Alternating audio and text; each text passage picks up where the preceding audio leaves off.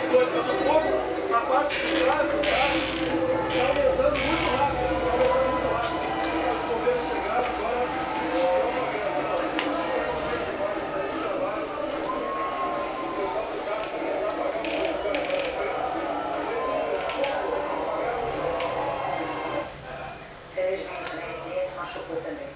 E agora vamos ver como foram os desfiles das duas escolas que encerraram o carnaval no grupo especial na Sapucaí.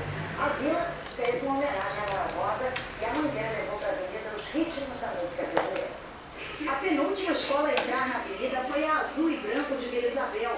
O enredo foi uma homenagem ao maior poeta do bairro, Noel Rosa.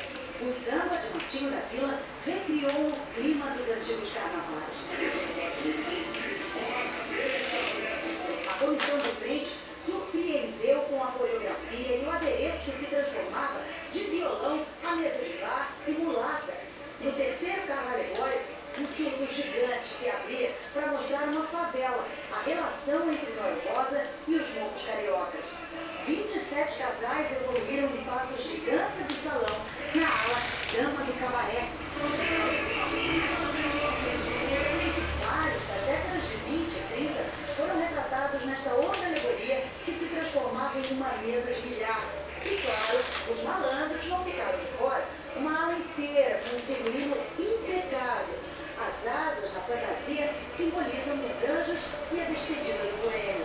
A homenagem ao centenário de Noel terminou com a réplica deixada do artista e fica em Vila Isabel, imortalizando o poeta da vila.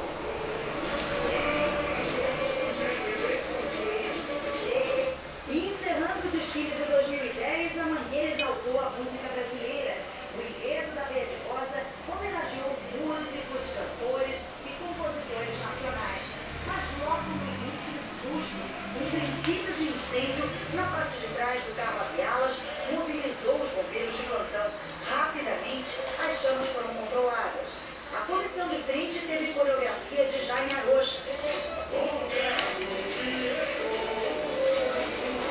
E em todo o desfile, várias